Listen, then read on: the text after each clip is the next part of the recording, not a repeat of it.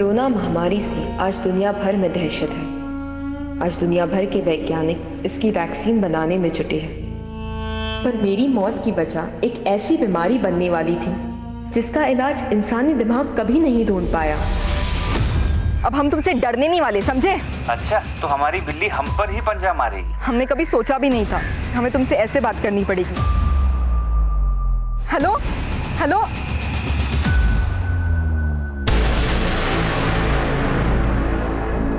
नमस्कार, आदाब।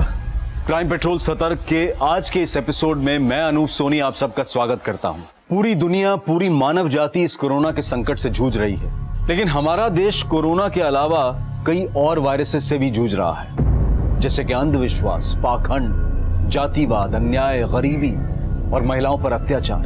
ये सब ऐसे वायरस हैं जो धीरे धीरे हमारे समाज को बीमार करते जा रहे हैं। महिलाओं पर अत्याचार करने वाला वायरस, जो कि सबसे खतरनाक वायरस है, इसने महिलाओं के अस्तित्व को ही कटघरे में लाकर खड़ा कर दिया है। और इसी वायरस के कारण महिलाओं को आए दिन महिला होने की सजा भुगतनी पड़ती है। आज का ये केस इसी वायरस से जुड़ी एक कहानी है।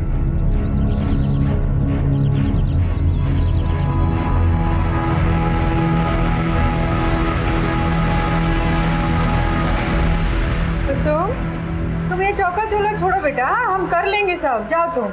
माँ, लॉकडाउन खुलने तक ऑफिस तो जाना नहीं, कुर्सी पे बैठे बैठे देखो कितने मोटे हो गए हम।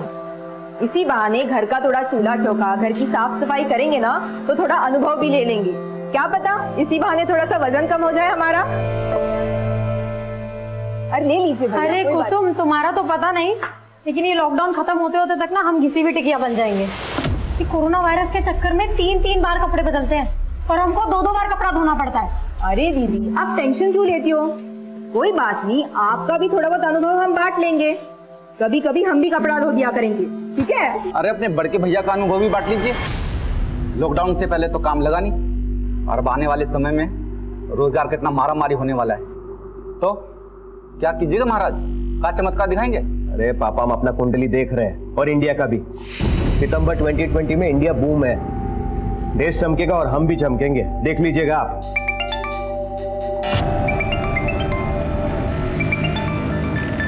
पापा, हम अभी आते हैं। हाँ,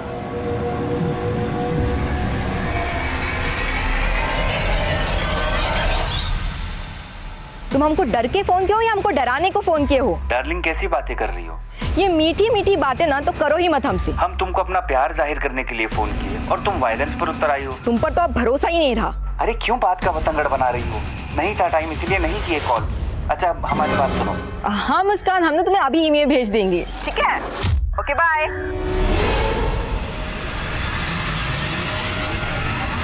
किससे बात कर रही थी? कुछ नहीं भैया, वो हमारी कलीग का फोन था, ऑफिस के कुछ काम से फोन किया था। अच्छा, तो वर्क फ्रॉम होम? हाँ भैया, ये अनुभव भी बड़े कमाल का होता है। अगर आपका जॉब होता तो आपको भी पता चलता।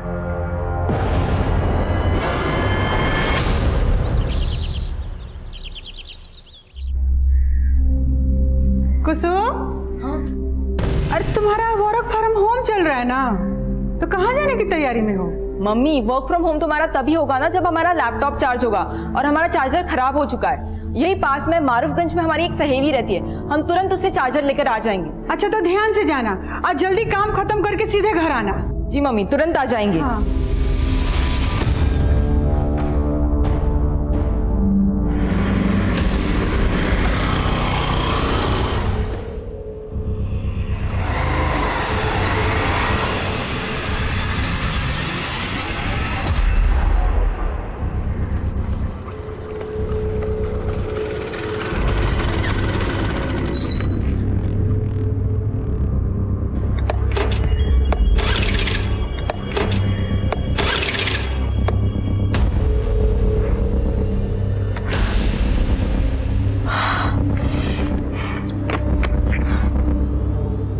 क्या हुआ मैडम, कोई समस्या है तो हमको बताइए ना। हेलो। हाँ शीतल दीदी, वो हमारी स्कूटी खराब हो गई है। स्कूटी खराब हो गई? अच्छा, अभी कहाँ हो तुम? वो यहाँ अनीसाबाद के यहाँ पे। पर कुसुम, तुम तो मारूफगंज जाने वाली थी ना, तुम्हारी स्कूटी अनीसाबाद में कैसे खराब हो गई? वो हमको फुलवारी शरीफ में 2 मिनट का काम था, सोचा वो भी निपटा ले। और वैसे भी अभी लॉकडाउन के चलते कहीं बाहर जाना तो होता ही नहीं है। तो बबलू भैया है ना, वो तुम्हारे पीछे ही निकले थे। एक बार उनको फोन करो, क्या पता वो तुम्हारे आसपास ही हो। बबलू भैया हमारे पीछे निकले थे? हाँ, अच्छा तुम रुको, हम बबलू भैया को फोन करके बोलते हैं, वो तुम्हें अनीसाबाद से पिक कर लेंगे। हाँ ठीक है, चलेगा।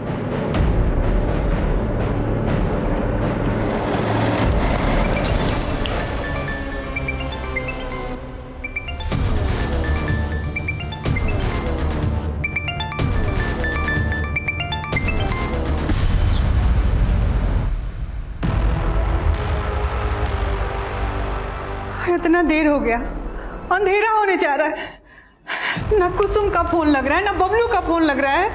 हाँ, हमको चिंता हो रहा है। गली मोहल्ला पूरा सून हो गया है। अरे मम्मी घबराइए मत, उन दोनों का फोन का बैटरी खत्म हो गया होगा। अरे तो दोनों का बैटरी एक ही साथ खत्म हो जाएगा। हाँ, हमको कुछ ठीक नहीं लग रहा है। हमारा मन घबरा रहा, हमारा दोनों बच्चा ठीक है कि नहीं। अब इस लॉकडाउन में साधन भी नहीं है, कैसे खोजने जाए उनको? ओ, शंकर का बेटा मंटू, उसके पास बाइक है ना? हाँ। तुम अपनी मम्मी का ख्याल रखो, ठीक है? और अगर वो वापस आ जाए तो हमको फोन करना। जी पापा।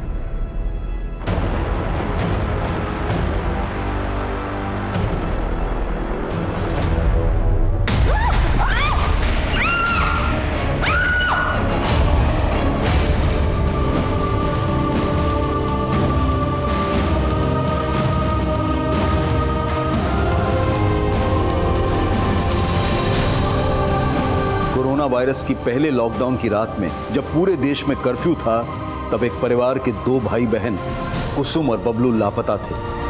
उनके पिता रामनाथ उनको ढूंढने की नाकाम कोशिश कर रहे थे और उनकी मां दुर्गा और बहन शीतल सकते में थे। और सुबह होते होते पुलिस भी बबलू और कुसुम की तलाश में जुट गई। जब आप लोग को मालूम है कि शहर में लॉकडाउन लगा हुआ है, बाहर नहीं निकलना है, तो कुसुम को रोकना चाहिए था ना। सर वो कुसुम के लैपटॉप का चार्जर खराब हो गया था, वो मारूफगंज अपनी सहेली से चार्जर लेने के लिए ही गई थी। किस सहेली से? ये तो हम नहीं जानते। अच्छा, कुसुम तो मारूफगंज गई थी, तो यहाँ अनीसाबाद कैसे आई? यही बात हम भी कुसुम से फोन पे पूछे थे। पर कुसुम, तुम तो मारूफगंज जाने वाली थी ना, तुम्हारी स्कूटी अनीसाबाद में कैसे खराब हो गई? वो हमको फुलवारी शरीफ में 2 मिनट का काम था, सोचा वो भी निपटा ले। अच्छा तुम रुको, हम बबलू भैया को फोन करके बोलते हैं, वो तुम्हें अनीसाबाद से पिक कर लेंगे। हाँ ठीक है, चलेगा।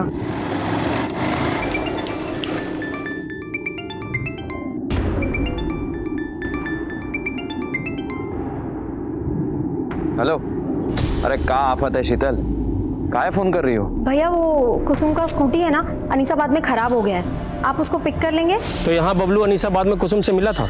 सर हमको नहीं मालूम, हमने जब दोबारा फोन किया तो दोनों का फोन स्विच ऑफ आ रहा था। कुसुम फुलवारी शरीफ किससे मिलने गई थी? ये तो वो नहीं बताई थी हमको। कहीं ऐसा तो नहीं कि कुसुम आप लोगों से सच छुपा रही हो सकता है कुसुम का किसी लड़के के साथ अफेयर चल रहा हो। ये क्या बोल रहे हैं साहब, हमारी कुसुम ऐसी नहीं है। सर वहाँ पे एक फीमेल का सैंडल मिला है, उसपे खून के धब्बे भी हैं। हाँ? आइए सर, ये देखिए ये तो कुसुम का ही सैंडल है।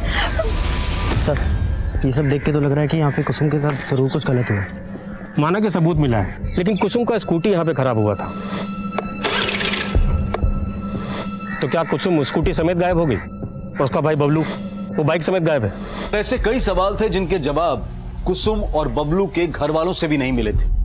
जैसे कि कुसुम घर से निकली थी मारूफगंज जाने का कहकर। यही पास में मारूफगंज में हमारी एक सहेली रहती है, हम तुरंत उससे चार्जर लेकर आ जाएंगे। तो क्या मारूफगंज में कुसुम की कोई सहेली थी, या फिर घर से बाहर निकलने के लिए उसने अपने परिवार वालों से झूठ बोला था? हमको फुलवारी शरीफ में 2 मिनट का काम था। तो फुलवारी शरीफ में ऐसा कौन था जिससे कुसुम मिलने वाली थी? और सवाल यह भी था कि क्या उस शाम कुसुम और बबलू मिले थे, और अगर मिले थे तो फिर गायब कहां हो गए, और अगर नहीं मिले थे तो उनके इस तरह से अचानक गायब हो जाने के पीछे आखिर क्या कहानी थी? सवाल कई थे और जवाब ढूंढने के लिए मारूफगंज से लेकर फुलवारी शरीफ और अनीसाबाद के कई इलाकों में छानबीन शुरू की गई। कुसुम और बबलू के दोस्तों, पड़ोसियों और रिश्तेदारों से भी सवाल जवाब किए जा रहे थे।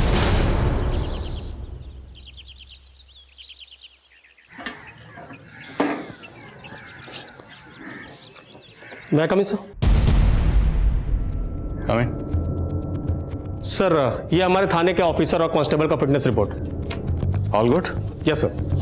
ग्रेट। अच्छा, तुम जो भाई बहन के मिसिंग केस को इन्वेस्टिगेट कर रहे हो, उसकी क्या अपडेट है? सर हमारी टीम इन्वेस्टिगेशन कर रही है। हमारे हिसाब से भाई में ही कुछ गड़बड़ है सर। तुम्हें एडिशनल टीम की जरूरत तो नहीं? नहीं सर। फिर भी अगर जरूरत हो बता देना। सर मामूली केस है, वैसे भी लॉकडाउन मैनेजमेंट में आपको ज़्यादा बड़ी टीम का जरूरत है सर। क्यों कह रहे हैं? सर डीएम सर के पास जाने का टाइम हो गया।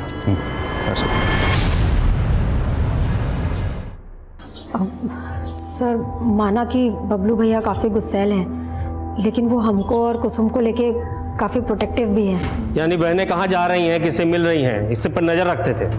सही कहे ना? हाँ सर। सर एक बात और बताना था।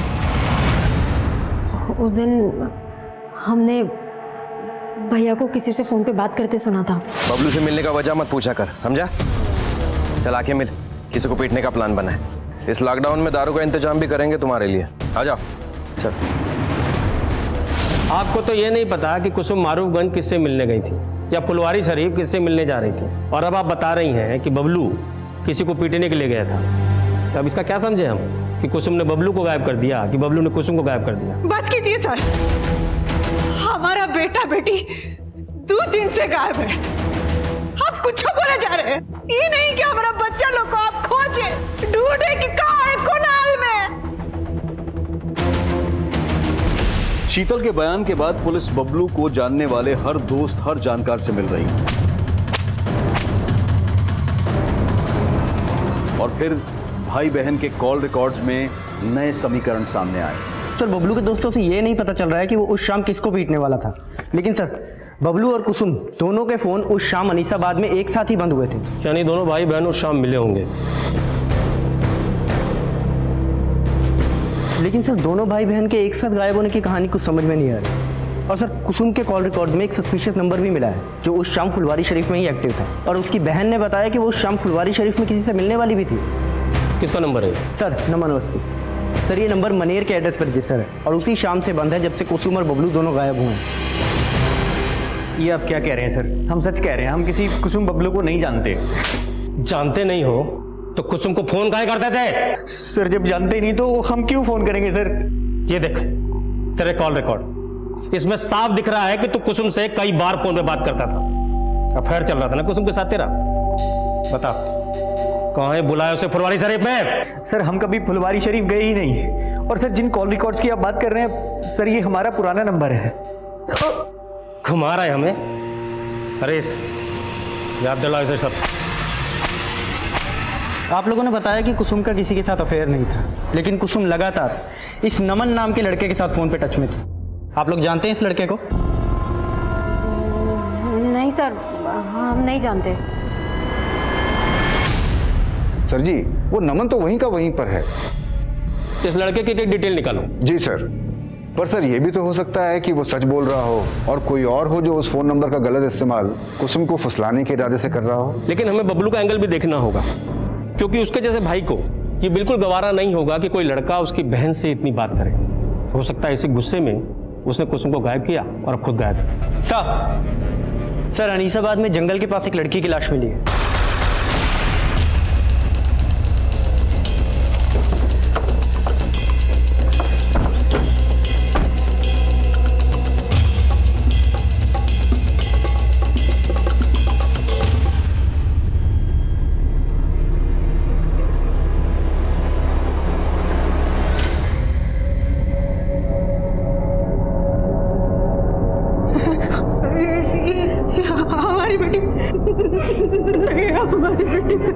लाश का चेहरा पहचानना काफ़ी मुश्किल है, लेकिन हमें बॉडी पर ये कपड़े मिले।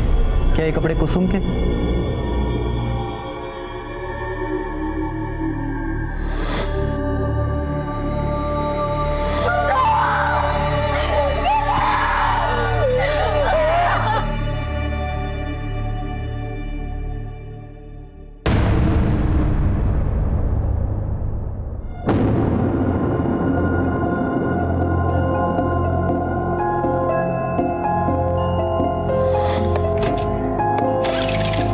हुआ मैडम, कोई समस्या है तो हमको बताइए ना। Yes brother Alok, what happened? अरे अभी हम न्यूज में पढ़े हैं, उसका फोटो भी देखें, वही स्कूटी वाली लड़की का मर्डर हुआ है। इका ट्रेजिक हो गया। अब तुम रुको, हम अभी चिंटू को कॉन्फ्रेंस पर लेते हैं। 1 मिनट रुको। कहा उस स्कूटी वाली लड़की का मर्डर हो गया? अबे कौन मारा बे उसको? भाई हमरे तो रोंगटे खड़े हो गए बात को सुनकर। मानो कल की बात है जब हम उसे देखे थे सामने। अब भूल जाओ भाई। अगर हम गलती से भी किसी को कह दिए कि हम उस लड़की को देखे थे तो हमारा शनि मंगल सब खराब हो जाएगा। क्या समझे? सही बोले आलोक, कहीं ऐसा ना हो जाए पुलिस हम ही पर इल्जाम डाल दे। सर हम लोगों को तो लग रहा था कि कुसुम का रेप हुआ होगा, लेकिन सर पोस्टमार्टम रिपोर्ट ने तो कहानी बदल के रख दी। क्रिमिनल बहुत शातिर है हरीश, वो दिखाना चाह रहा है कि जैसे रेप हुआ, लेकिन रिपोर्ट से साफ है कि मर्डर केस है और फिलहाल गुनाहगार सिर्फ बबलू नजर आ रहा है। वो जानबूझ करके ऐसा क्राइम सीन रच के भागा है कि लगे बहन का रेप। भाई नहीं सर, ये कहानी कुछ और ही है। अरे कुछ और का छोड़िए दिनेश जी, आपके रिटायरमेंट को 4 दिन ही बचा है। 4 दिन में पकड़ डालिए क्रिमिनल को और जाने से पहले लूट लीजिए वाहवाही। जिस पोस्टमार्टम रिपोर्ट के आधार पर पुलिस अपना अगला कदम उठाने वाली थी, अब उसी पोस्टमार्टम रिपोर्ट पर सवाल उठा दिए गए थे। कुसुम के घर वालों ने पुलिस स्टेशन के सामने प्रदर्शन करना शुरू कर दिया था।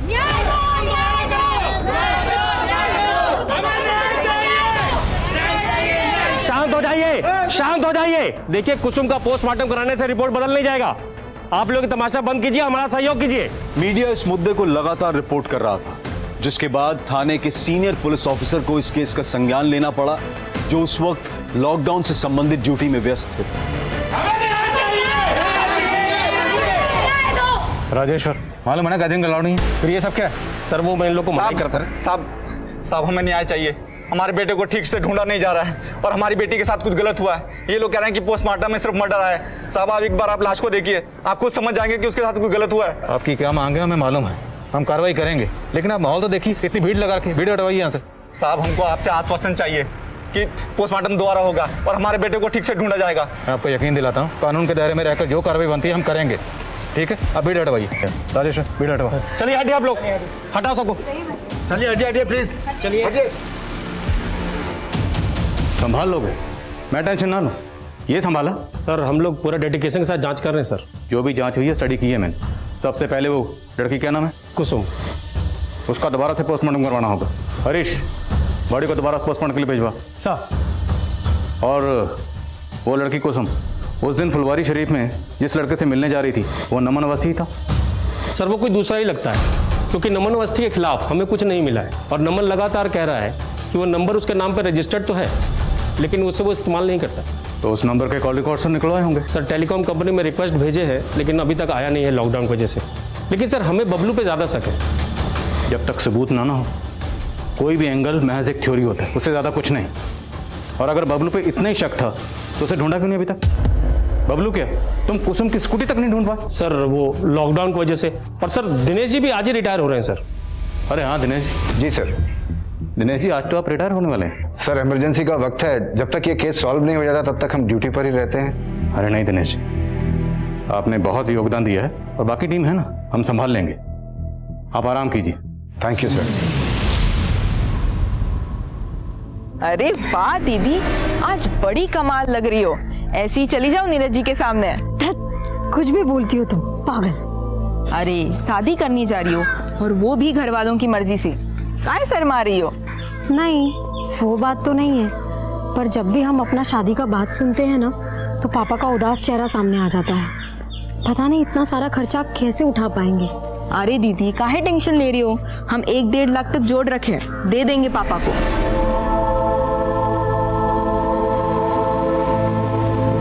कुसुम की सेकंड पोस्टमार्टम रिपोर्ट आ गई है। ये रिपोर्ट पहली रिपोर्ट से काफी अलग है सर। इस रिपोर्ट के मुताबिक कुसुम का ब्रूटल गैंगरेप हुआ था। मौत का वक्त तकरीबन 7 बजे और 2:30 बजे के करीब कुसुम ने अपनी बहन शीतल को फोन करके बताया था कि उसकी स्कूटी खराब हो गई है। हाँ शीतल दीदी, वो हमारी स्कूटी खराब हो गई है। मतलब लड़की ने तकरीबन 5 घंटे टॉर्चर सहा। सर कुसुम के नाखूनों में रेपिस्ट के स्किन के ट्रेसेस मिले और भी चौंकाने वाले पॉइंट्स हैं सर इस रिपोर्ट में। सर कुसुम 1 मंथ प्रेग्नेंट थी, लेकिन उसके बॉयफ्रेंड का कोई नामो निशान नहीं। और हमें तो ये भी नहीं पता कि उसका भाई बबलू कहाँ गायब है। और सबसे हैरानी की बात यह है कि पहली पोस्टमार्टम रिपोर्ट में यह सब मेंशन क्यों नहीं था। इस एरर की इंक्वायरी करनी होगी। सर इस एरर के पीछे कौन है? मुझे इसका हिंट मिला है। सब इंस्पेक्टर राजेश्वर को सस्पेंड कर दिया गया। नई पोस्टमार्टम रिपोर्ट ने इस केस का रुख मोड़ कर रख दिया था। सवाल यह भी था कि क्या बबलू इसमें इन्वॉल्व था और वो अब तक गायब क्यों था। पुलिस ने क्राइम सीन के 1 किलोमीटर के रेडियस में फिर से छानबीन शुरू करवा दी और अब बारी थी कुसुम के माता पिता के सच जानने की। बोलिए, क्या आप लोगों को पता था कि कुसुम प्रेग्नेंट थी? सर हमको तो ये सोच के भी अजीब लग रहा है कि कुसुम प्रेग्नेंट थी। हो सकता है बबलू को भी अजीब लगा, उसे बहुत गुस्सा आया होगा जब उसे यह पता चला होगा कि उसकी बहन प्रेग्नेंट है। बबलू कहाँ है? बस कीजिए सर, बस कीजिए। हमने अपनी बेटी खोई है, उसके भाई के लिए परेशान है और आप कुछ बोले जा रहे हैं। हाँ मोइन। सर बबलू मिल गया है, लेकिन वो जिंदा नहीं है, उसका भी मर्डर हो गया।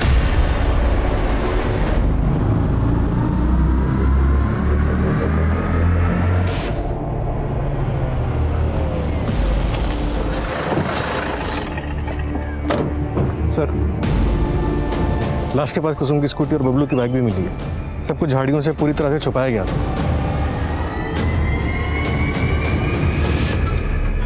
कुसुम की स्कूटी इस एरिया में खराब हुई थी, मतलब बबलू कुसुम को ढूंढता हुआ यहाँ तक आया था और कुसुम की लाश यहाँ से 1 किलोमीटर दूर वहाँ मिली। तो पहले बबलू को यहाँ मारा गया होगा। शायद उनका मकसद कुसुम का सस्पेक्ट बबलू को बनाना रहा हो। स्कूटी, बाइक, बबलू सब कुछ यहीं था। राजेश्वर ने अगर ठीक से छानबीन करवाई होती ना तो एक केस इतना ना उलझता। सर शीतल ने अपनी स्टेटमेंट में कहा था कि बबलू का किसी से झगड़ा हुआ था और वो अपने दोस्तों के साथ किसी को पीटने का प्लान भी बना रहा था। चल आके मिल, किसी को पीटने का प्लान बना है। हो सकता है कि सब कुछ बबलू के किसी दुश्मन का किया धरा हो सकता है ये कुसुम और बबलू के पूरे परिवार का दुश्मन हो, या ये वो भी हो सकता है जिसने कुसुम को प्रेग्नेंट किया। जो भी है हमें हर एंगल पर नए सिरे से काम करना होगा बिना वक्त गवाए। बड़े को पोस्टमार्टम के लिए भिजवा। Right sir.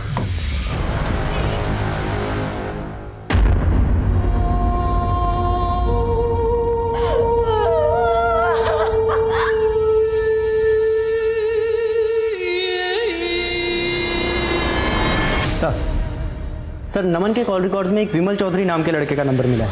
सर नमन और विमल दोनों का नंबर उस दिन फुलवारी शरीफ में एक्टिव था जहां कुसुम जाने वाली थी। सर ये विमल, लेकिन सर ये इस वक्त जेल में है। जेल में? जी सर, इसने लॉकडाउन प्रोटोकॉल का उल्लंघन किया था। जब पुलिस वालों ने इससे पूछताछ की तो ये उनसे बहस करने लगा। पुलिस वालों ने इसे जेल में डाल दिया। तो थोड़ी बहस हम भी करते हैं इसके साथ।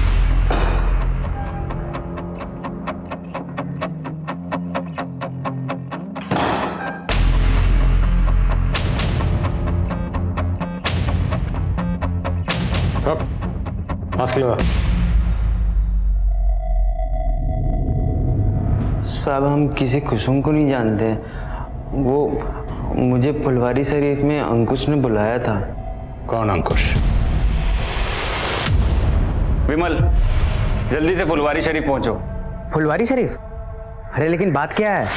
साहब अंकुश बोला वहाँ एक लड़की को डराना धमकाना, तो बस हम वहाँ पहुँच गए।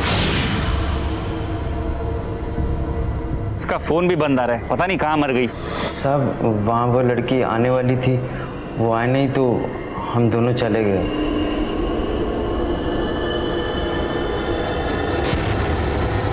गई थी वो लड़की? हमें तो ये नहीं मालूम कि इसी वो लड़की थी या नहीं। ध्यान से देख। क्योंकि हमने देखा नहीं था साहब। जिस लड़की का तुम लोगों ने रेप किया, जिसका कत्ल किया, तुम लोगों को ये नहीं पता कि वो लड़की कौन थी। अब झूठ नहीं बोल रहा हूँ मैं साहब, हमको नहीं मालूम कि लड़की का खून किसने किया। बेशक अंकुश ने किया होगा तो हमको मालूम नहीं साहब। कहाँ मिलेगा ये अंकुश?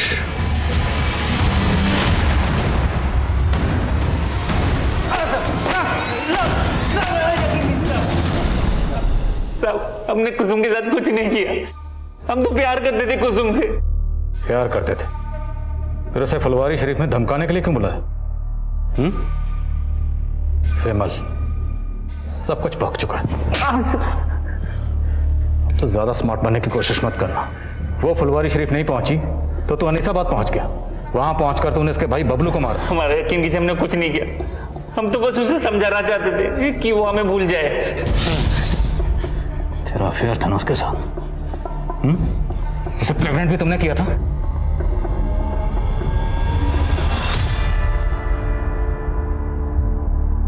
लेकिन हमने सोचा नहीं था कि कुसुम प्रेग्नेंट हो जाएगी। अंकुश, एक प्रॉब्लम हो गई है। हम प्रेग्नेंट हो गए हैं। सर बहुत बुरा फंसे थे हम। हमारे घर वालों ने हमारा रिश्ता रिया के साथ तय कर दिया। वैसे दिखने में कुसुम ज्यादा अच्छी थी, लेकिन रिया अपने बाप की इकलौती, बहुत पैसा है उसके पास, इसलिए कुसुम को रास्ते से हटा दिया और उसके भाई बबलू को भी। नहीं साहब, हमने कुछ नहीं किया, हमारा यकीन कीजिए। प्लानिंग तो बहुत लंबी की थी तुमने, और अब तो बहुत लंबा फंसेगा। नमन नाम के लड़के के सिम से तो कुसुम को फोन करता था ना? नहीं सर। वो सिम कहां से आया तेरे पास? वो सिम कहां से आया तेरे पास? सर नमन हमारे हॉस्टल में था, हमने तभी उसका सिम रख लिया था।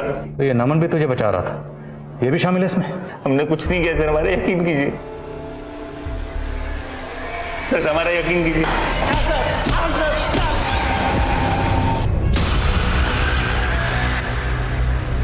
What happened? आप रो क्यों रहे हो? हमारा बच्चा बहुत बीमार है, हम अपने गांव आसनसोल जा रहे हैं मालिक। अरे बाप रे, इतनी दूर और वो भी पैदल? देखा, इस महामारी ने सबका हालत खराब कर दिया। अरे तुम डरो मत, हम गरीबों को खाना पीना बांट रहे हैं।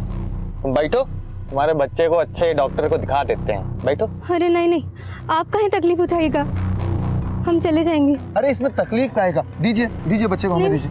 अरे दीजिए, आप दीजिए, थोड़ा पुण्य हमें भी कमाने दीजिए ना। अरे दीजिए, अब आइए चलिए, बैठिए गाड़ी में, बैठिए। बैठो।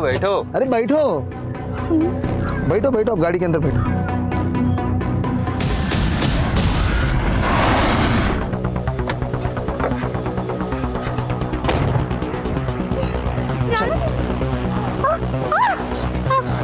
हमको छोड़ दीजिए।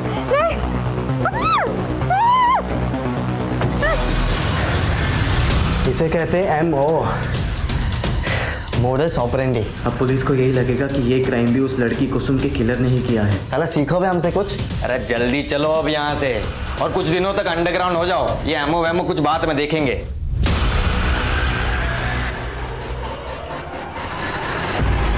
सर अंकुश को बहुत तोड़ा, नमन और विमल दोनों को दोबारा से रिमांड पे लिया, लेकिन सर कोई कुछ नहीं उगल रहा है।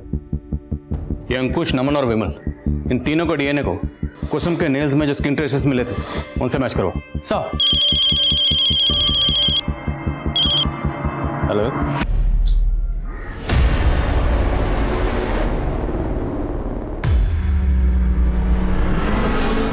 अगर तुम दोनों इस जुगाड़ में हो कि कुछ माल मटेरियल मिल जाएगा तो ऐसा कुछ नहीं होने वाला। अरे बेरोजगार है हम, कुछ नहीं है हमारे पास। हाँ भैया, लेकिन एक बार पॉकेट में हाथ तो डालिए, क्या पता कुछ मिल जाए। अरे काहे रक्षाबंधन के दिन हमारी इज्जत निकाल रही हो? देखो ना, ये देखो हमारे पॉकेट में कुछ नहीं। ये कहां से आ गया? भैया ये पक्का कुसुम ने रखे होंगे।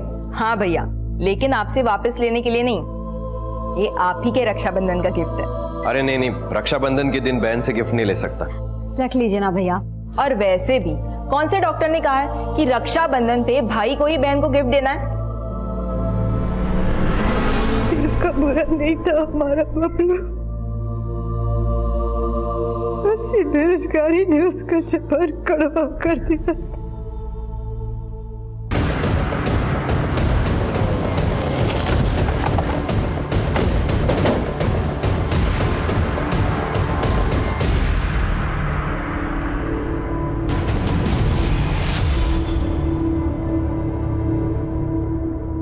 सर कुसुम की लाश भी हमें इसी तरह मिली थी।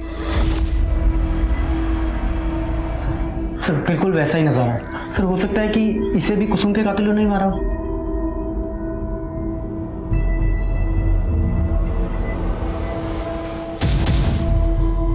हो सकता है इसके हाथ पैर उस रस्सी से बांधे गया। कुसुम के हाथ पैर पे भी इसी तरह के निशान थे। कुसुम की बॉडी के पास कोई रस्सी मिली थी? नहीं सर, कोई रस्सी नहीं मिली। आसपास चेक करो, सब जगह चेक करो। सब।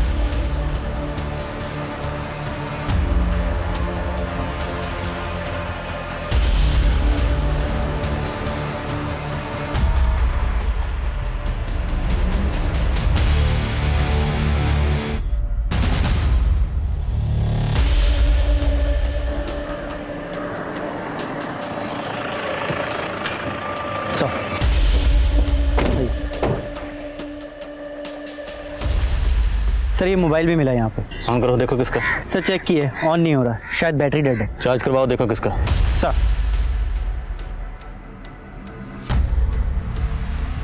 मोइन, वहाँ वो औरत की लाश और यहाँ ये छोटा बच्चा, कहीं इन दोनों का आपस में कोई ताल्लुक तो नहीं? आई मीन, हो सकता है ये बच्चा उसी औरत का हो, उस औरत के साथ कुछ गलत हुआ हो और छीना झपटी में उसका ये बच्चा यहाँ पे गिर गया और मोबाइल भी गिरा हो। एक काम करो, हाईवे पे आजकल इतनी गाड़ी तो होती नहीं, इतनी आम दिनों में होती थी, लॉकडाउन चल रहा है, हाईवे पे जितने भी सीसीटीवी हैं सबकी फुटेज चेक करो। Right sir.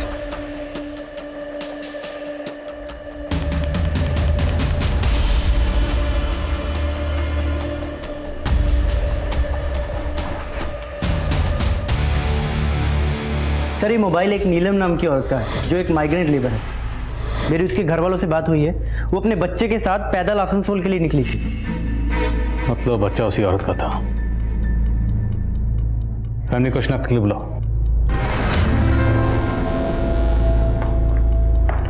सर, मेरी पोस्टमार्टम डॉक्टर से बात हुई, उस लड़की के साथ भी गैंगरेप हुआ था। यानी उस मजदूर औरत नीलम को पहले मारा गया, फिर पत्थर से उसका सर कुचलकर उसका चेहरा बिगाड़ा गया। सर मैंने क्राइम वाले दिन की हाईवे एरिया की सीसीटीवी फुटेज चेक की, वहां एक सिल्वर गाड़ी सस्पिशियस मिली जिसका नंबर प्लेट फेक था। शायद इसी गाड़ी से उस औरत को किडनैप किया गया। और सर क्राइम सीन से जो रस्सी मिली थी मैंने उसके बारे में भी पता किया। वैसी रस्सी बैंत के फर्नीचर को बांधने के काम आती है और बैंत के फर्नीचर बनाने का काम दानापुर में होता है। अब अगर हम 2+2 4 करें तो थ्योरी ये बनती है कि सिल्वर कार में उस मजदूर औरत को किडनैप किया गया होगा और किडनैपर्स या मुजरिम जो भी हैं वो दानापुर में फर्नीचर वर्कशॉप से जुड़े हो सकते हैं। और अब अगर हमें इस सिल्वर कार और मुजरिमों को ढूंढना है तो हमें दानापुर में ढूंढना होगा। लेकिन सर लॉकडाउन की वजह से सारे फर्नीचर के कारखाने बंद हैं, वहाँ पे पूछताछ नहीं की जा सकती। एक आइडिया है, काम मुश्किल ज़रूर है पर नामुमकिन नहीं है। Corona virus thermal screening.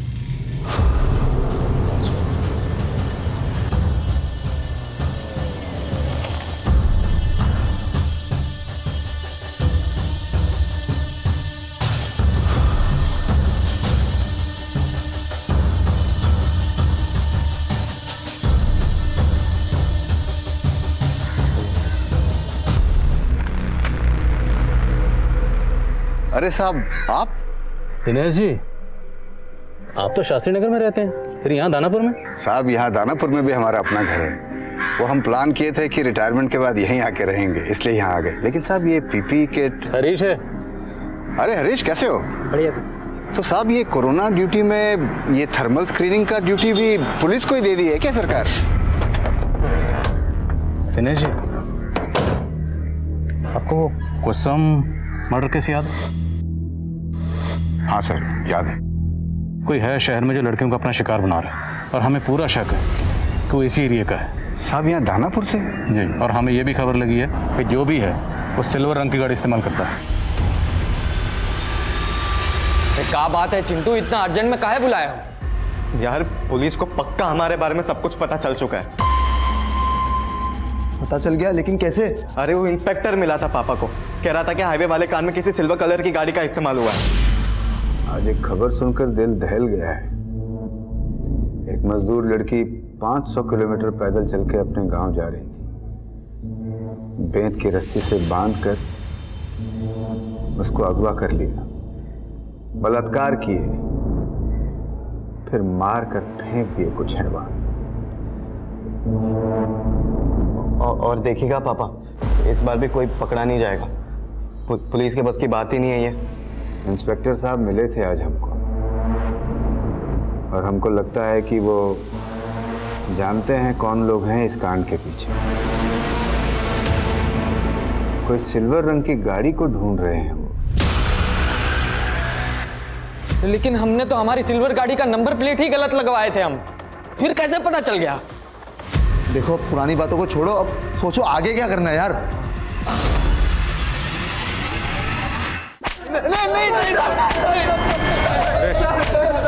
साहब हम मानते हैं कि हमने उस मजदूर औरत का रेप किया और उसे मारे भी, लेकिन साहब हमने कुसुम के साथ कुछ भी नहीं किया। सब सच कह रहे हैं हम। हाँ साहब, हम उसको नहीं मारे हैं, हम बस उसका रेप किए। सुन रहा हूँ, आगे बोलो। और वो भी रेप करने का कोई प्लान नहीं था, बस वो तो गलती से हो गया सर।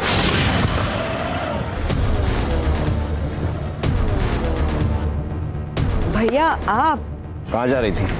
भैया वो फुलवारी शरीफ में हमारी एक कलीग रहती है ना, बस बहुत झूठ बोलने लगी हो ना तुम हमसे। अब एक नहीं सुनेंगे, बहुत हो गया तेरा। आवाज नीचे करके बात कीजिए। तेरी आवाज सब ऊपर नीचे कर देंगे हम। बहुत पर लग गए ना तेरे। या लड़की को है कुछ प्रॉब्लम है? कब है?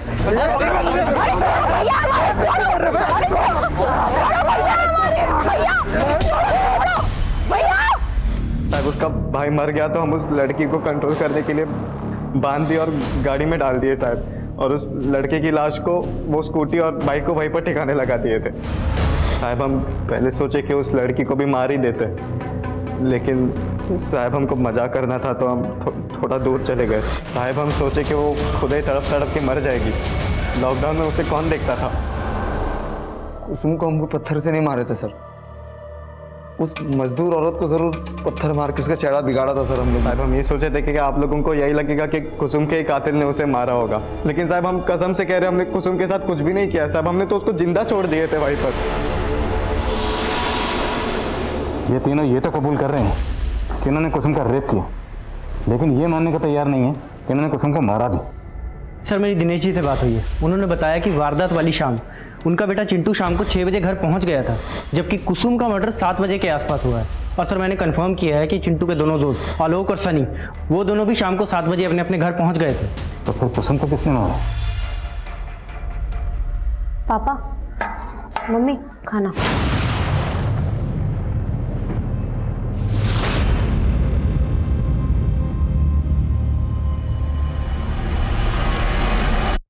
चलिए रामनाथ जी चलते हैं।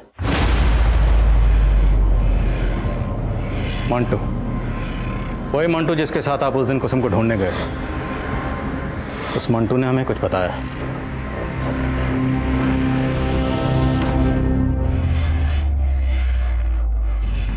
हमारी समझ में कुछ नहीं आ रहा था साहब, जब हमें पता चला कि कुसुम शादी से पहले ही पेट से है। अंकुश, एक प्रॉब्लम हो गई है, हम प्रेग्नेंट हो गए हैं। हमारे पैर तलों की जमीन निकल गई। हमने किसी से कुछ नहीं बोला सिवाय बबलू के। हमने कल्पना भी नहीं की थी कुसुम हमारा मुंह काला कर देगी। तो अब क्या करेंगे आप? धृतराष्ट्र की तरह जाएंगे या गांधारी की तरह अपनी आंखों पर पट्टी बांध लेंगे? नहीं, हम ये बर्दाश्त नहीं करेंगे। बबलू से मिलने का वजह मत पूछा कर, समझा? चल आके मिल, किसी को पीटने का प्लान बना है। हमारे कहने पर बबलू ने पहले ही प्लान बना लिया था। उस रोज कुसुम जब सहेली से चार्जर का बहाना करके निकली तो हम समझ गए ये उसी लड़के से मिलने जा रही है। हमने पीछे से बबलू को उसके पीछे लगा लिया, लेकिन उसके पास बबलू का कुछ अता पता नहीं चल रहा था। हम मंटू के साथ उसे खोजने गए। बबलू तो नहीं दिखा, लेकिन कुसुम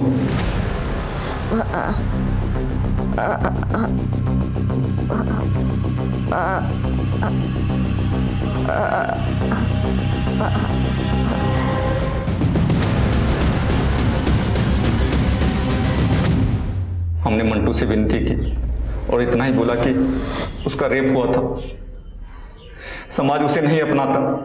कैसे बाबू? बेटा अगर कैसा भी हो तो चलेगा, और बेटी, वो बेटी जिसे किसी ने धोखे से गर्भवती बना दिया, वो अशुद्ध हो गई। अशुद्ध वो नहीं, अशुद्ध तुम जैसे लोगों की सोच है।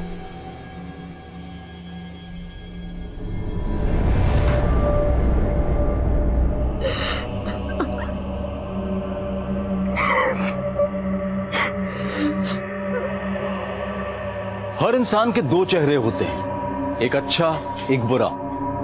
उस इंसान को कौन से चेहरे ने जकड़ रखा है ये हम नहीं जानते और धोखा खा जाते हैं। इस केस में कुसुम अंकुश को अच्छा समझ रही थी, जो बुरा निकला। कुसुम का भाई बबलू और उसका अपना पिता रामनाथ, वो सबके चेहरे से धोखा खा गई। और वो 3 दरिंदे जिन्होंने 2 महिलाओं की जिंदगी बर्बाद की थी, उनके भी 2 चेहरे थे। अपने परिवार की महिलाओं के सामने एक अच्छे इंसान का चेहरा, लेकिन वही चेहरा दूसरी महिलाओं को देखते ही बदल जाता था। देखते हैं हमारे आज के एपिसोड की दूसरी कहानी। हेलो, बात कर सकते हैं क्या अभी?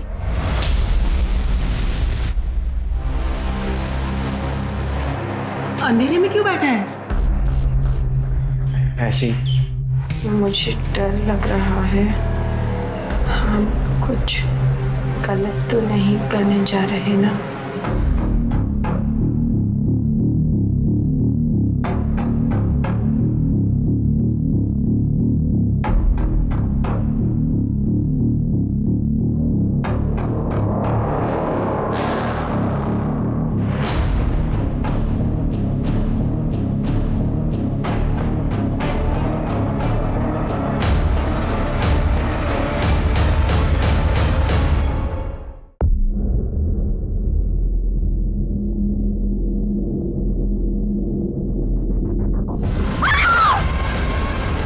जवानी वो जोश, वो जज्बा है जो किसी भी तरह की मुश्किल का सामना करने की हिम्मत रखती है।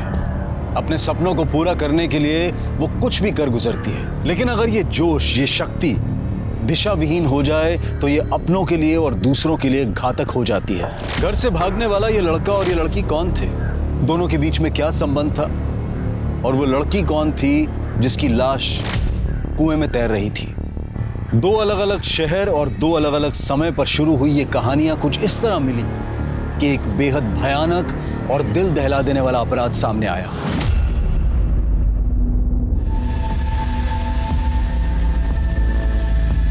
चाय क्या? जी चाय लीजिए। मनीषा रख दे और बैठ जाओ।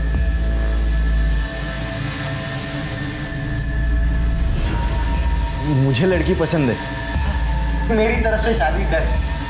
बस अब जल्दी से जल्दी एक मुहूर्त निकाल लीजिए, शादी करें। ठीक है, नक्की। लेकिन बाबा, मुझे शादी से पहले 6 महीने का वक्त चाहिए। मैं अपने पैरों पे खड़े होना चाहती हूँ। मैं ब्यूटी पार्लर का कोर्स करना चाहती हूँ बाबा। क्या बात कर रही है तू? हाँ चुप बाबा, कोई बात नहीं, तुमको जो करना है वो करने दीजिए। हम 3 महीने बाद शादी कर लेंगे, ठीक है?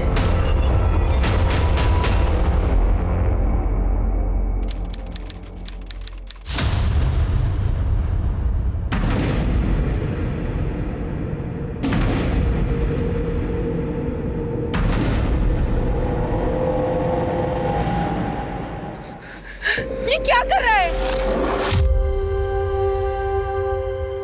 तू कूदना चाहता है यहाँ से? मुझे पता है तूने एक बार भी नहीं सोचा होगा कि तेरे जाने के बाद हमारा क्या होगा। जान देना चाहता है ना? जा जा कूद। बहुत कुछ है जिंदगी में करने के लिए। तो मेरी कसम खा कि आज के बाद ऐसा कुछ नहीं करेगा।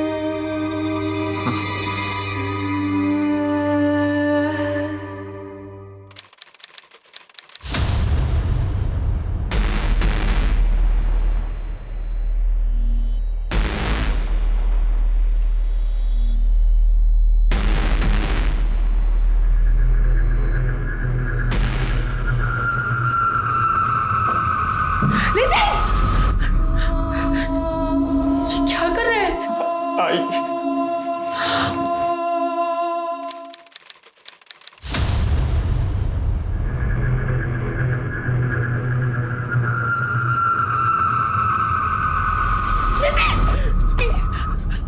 तुझे कितने बार समझाया, तू समझता क्यों नहीं? मरना चाहते तो मार जा। मैं 2 बोतल और लाके देती हूँ, मार दे हमें जीते जी।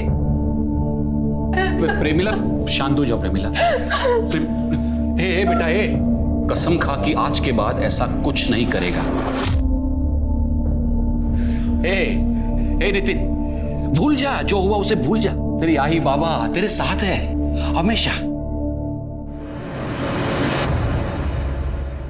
मुझे डर लग रहा है। हम कुछ गलत तो नहीं करने जा रहे ना?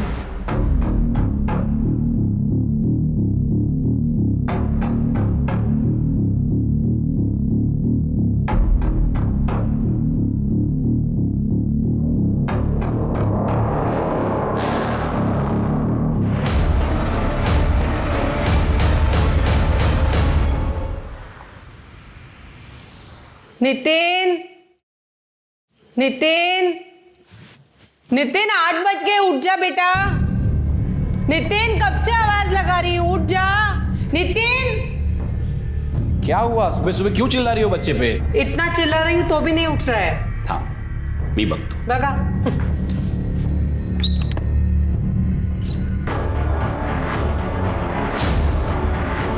अरे ये क्या हो गया?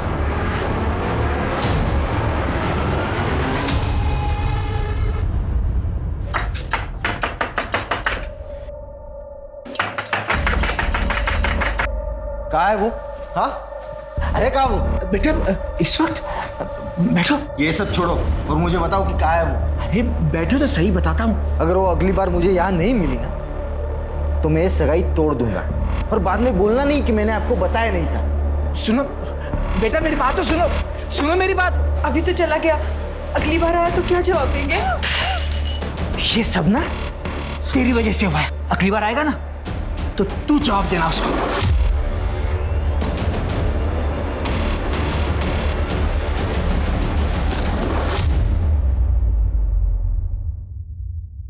सर 4-5 घंटे हो गए हैं, वो आया नहीं है और उसका फोन भी बंद आ रहा है। देखिए सर, मैंने आपसे बाहर भी कहा था और अभी भी कह रहा हूँ, हम 24 घंटे से पहले उसकी मिसिंग कंप्लेंट नहीं दर्ज कर सकते।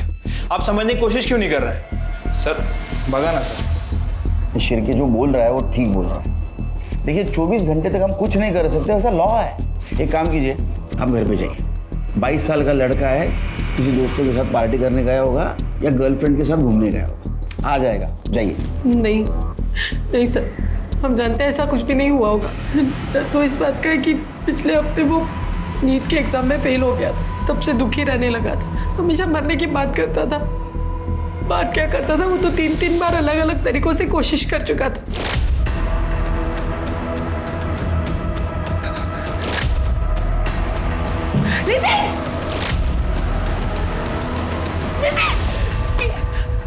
आपने उसको आखिरी बार कब देखा था? 10-10:30 के आसपास खाना खा के वो अपने कमरे में चला गया। मैं देर तक टीवी देखता रहा, फिर मैं भी सो गया। सर सुबह उठ के देखा तो वो अपने रूम में नहीं था। मतलब सुसाइडल टेंडेंसी उसकी। इस बेस पे हम लोग कार्रवाई शुरू कर सकते हैं। एक काम कीजिए, उसके फोटोग्राफ, उसके सारे डिटेल्स, उसके दोस्तों के डिटेल्स, नंबर नोट करवा दीजिए। हम लोग कार्रवाई शुरू कर देंगे।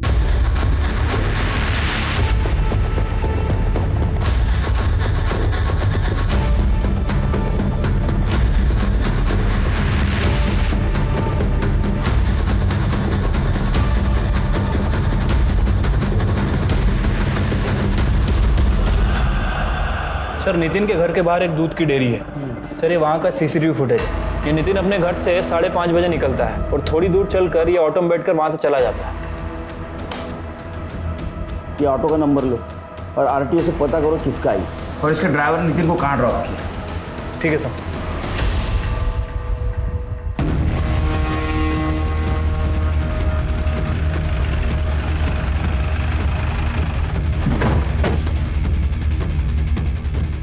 सर यही वो जगह है। ऑटो वाले ने बताया था कि उसने नितिन को यहीं ड्रॉप किया था, ये बावड़ी के आसपास। यहाँ क्या करने आया था? तृप्ति, चलो उनको बुला। मैडम एक मिनट इधर आइए। आप लोग भी आइए। सब आप लोग फिर से यहाँ पर लाश को तो लेकर गए थे ना? लाश? आपका नाम? साहब मेघा कदम। सुबह जब मैं कुएं पर पानी भरने आई तब मैंने लाश देखी।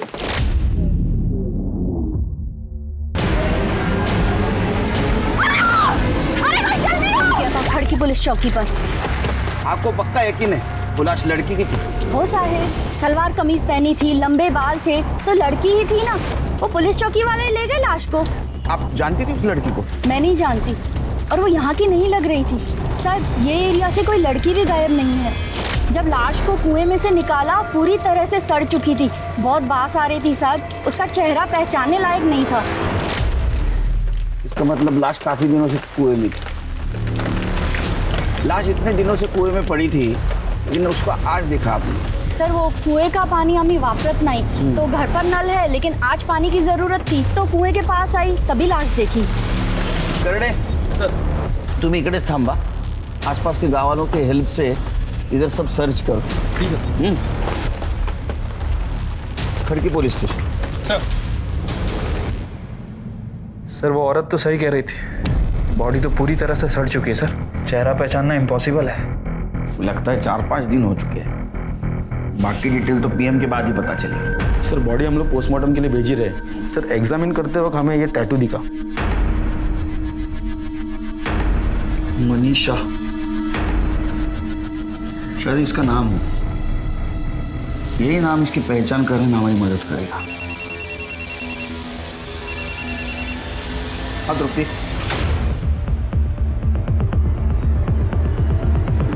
कोई सवारी बॉडी नहीं।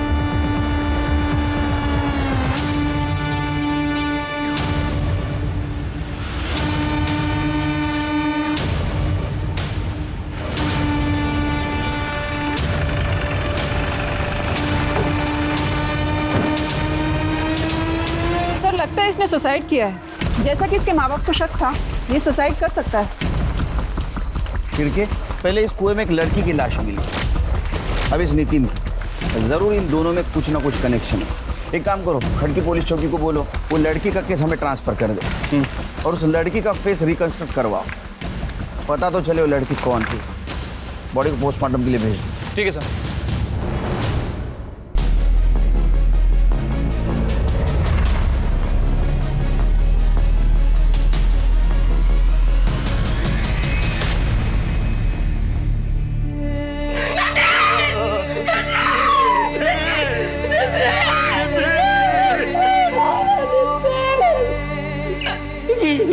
देखिए, नितिन की डेड बॉडी हमें कुएं के अंदर मिली थी। नहीं, ऐसा नहीं हो सकता। मेरे नितिन को पानी से डर लगता तो कुएं में कूद कर अपनी जान नहीं दे सकता। सर इसे तो पानी से फोबिया था सर, उस वजह से उसके दोस्त लोग उसे चिढ़ाते भी थे। इनिशियल तो ऐसा लग रहा है कि ये सुसाइड केस है, इसकी मौत पानी में डूबने की वजह से हुई। बाकी डिटेल्स तो इन्वेस्टिगेशन के बाद पता चल जाएगा। हाँ, और एक लड़की की लाश उस कुएं में मिली। लगता है इन दोनों का आपस में कुछ ना कुछ कनेक्शन था। क्या आप उस लड़की का फोटो देख के बता सकते हैं क्या नितिन उसको जानता था, या आपने उसको कभी देखा था?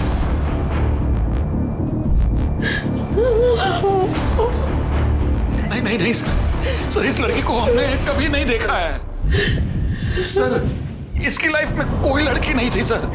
मैं उसका बाप हूँ और साथ में सर इसका बेस्ट फ्रेंड भी था सर। सर ऐसा कुछ होता तो ये मुझे जरूर बताता। सर जिस लड़की की डेड बॉडी कुएं में मिली थी उसकी पीएम रिपोर्ट आ गई है। सर रिपोर्ट के मुताबिक उसकी मौत 9 जून को शाम 5 बजे से 7 बजे के बीच में हुई है। मौत गला घोटने की वजह से हुई है।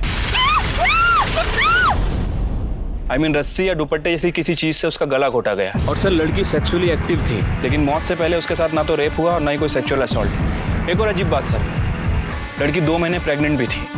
क्या? चलिए एक काम करो, ये लड़की का फिटस नितिन के डीएनए से मैच करवाओ। इन दोनों बॉडीज में जरूर कोई ना कोई कनेक्शन होगा, इसलिए दोनों लाशें हमें उस कुएं में मिली।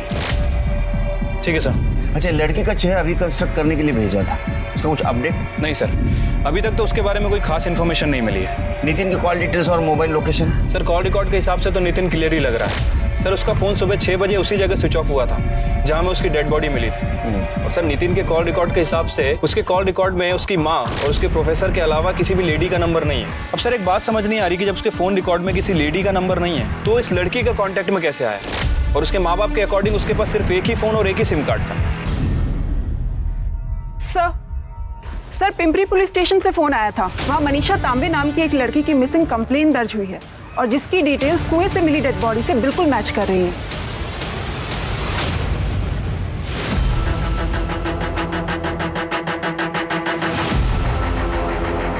कंप्लेंट किसने लिखवाई? सुदेश आगरकर। उसका कहना है मनीषा उसकी मंगेतर है। सर इसमें मनीषा का आई बाबा का भी एड्रेस है। ये ना समझा मेरे को, बताओ कहाँ पे? ये तो मार डालूंगा सबको। बाहुबली, क्या चल रहा है रे? हाँ, किसको मारने की धमकी दे रहे तू? सोडा वाला साहब मुझे क्यों पकड़ रहे साहब? मैंने ही मिसिंग का कंप्लेंट लिखवाया। इनको पूछा ना मनीषा कहाँ है वो? उनको पूछने वाला हूँ, तू बोलने के बाद पूछूंगा ऐसा है क्या? साहब अब मेरे को क्या पूछेंगे साहब? मैं मनीषा का बाप हूँ साहब, फिर भी मेरे को नहीं पता। सच बोल रहा हूँ साहब, पूछो इसको वो कहाँ गई, कहाँ गायब हुई, कुछ नहीं पता साहब हमको। साहब ये मेरे को। हाँ क्या बोलो सर, बोल। क्या बोलूँ साहब? अरे जो बोलने वाला था वो बोल। साहब मैं आपको पूरी कहानी बताता हूँ। 4 महीने पहले मैं मनीषा को देखने आया था। मुझे लड़की पसंद है। मुझे शादी से पहले 6 महीने का वक्त चाहिए। मैं अपने पैरों पे खड़े होना चाहती हूँ। मैं ब्यूटी पार्लर का कोर्स करना चाहती हूँ। बाबा क्या बात कर रही है तू? हाँ चुप चुप बाबा, कोई बात नहीं, तुमको जो करना है वो करने दीजिए। हम 3 महीने बाद शादी कर लेंगे, ठीक है? तब तक आपका कोर्स चालू रखो और शादी होने के बाद हम पूरा कोर्स कर लेंगे। इसका मतलब ये शादी पक्की? बिल्कुल। अरे वाह वाह वाह वाह, बताइए बताइए। वक्त है क्या है? हाँ मिठा लेके आओ जमाई बापू के लिए, जाओ। पूरे 5 लाख। पूरे 5 लाख है ना? जी हाँ। नमस्ते। एक काम कर ले, चाय बनाने के लिए जा जा। देखो तुम चिंता मत करो, अब शादी जैसा तुम चाहोगे ना वैसे धूमधाम से होगी। और वो साकर बुड़ेगा क्या? उसका क्या है? हाँ 2 दिन में कर देंगे ना। मैं पंडित जी को बुलाता हूँ। हाँ कर लेंगे कर लेंगे।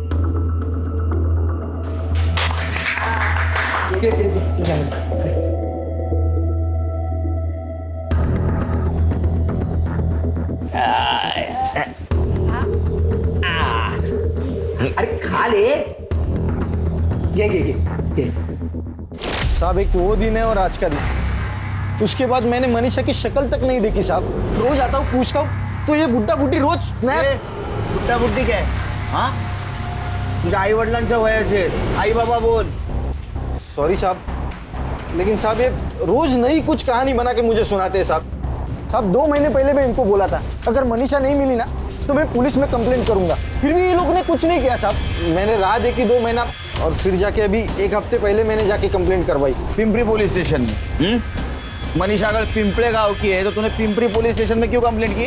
क्योंकि साहब मुझे पता चल गया था कि वो सगाई के बाद पिंपरी भाग गई है और किसी सोनाली कदम नाम की ब्यूटिशियन के पास काम करती है, इसलिए मैं वो सोनाली कदम के ऊपर नजर रख रहा था साहब। लेकिन मनीषा कहीं दिखाई नहीं दी। आपको मिली क्या मनीषा साहब? मिली,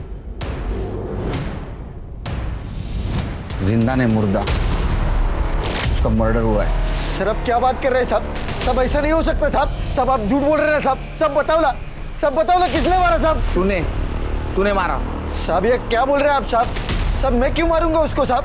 मैं तो उससे शादी करना चाहता था साहब। तेरे को पता था वो कहाँ है, तू उसको मिलने गया, उसने तेरे साथ शादी करने के लिए मना किया, तू गुस्से में आया, तूने उसको मार दिया। साहब मैं उसको मिला ही नहीं तो मैं उसको मारूंगा कैसे साहब? उसकी मिसिंग कंप्लेंट तो मैंने ही लिखवाई है साहब। तेरे जैसे बहुत देखे हैं नाटक करने वाले। हाँ अपना खुद का क्राइम छुपाने के लिए ऐसा ही नाटक करते हैं। करडे चला घेऊन जा पुलिस स्टेशनला, उधर जाना, सारे डिटेल्स देना। साहब पर मैंने नहीं किया सर, वो अपने पैरों पे खड़ा रहना चाहती थी, कुछ बनना चाहती थी, इसीलिए जाओ जाना साहब, क्यों उसके बारे में पूछ के हमारी इज्जत को उछाल रहे हो साहब? पहले उसे कहीं का नहीं छोड़ा, सब इसकी वजह से वैसा है। इससे बात करने को बोला, जब बात करने को बोलूंगा तब बात कर, शांत रहो। हाँ बोला। सर वो नाम बनाना चाहती थी सर, कुछ बनना चाहती थी वो, लेकिन इन्होंने उसकी सगाई सुदेश से करा दी। फिर उसके बाद वो बहुत दुखी रहने लगी सर।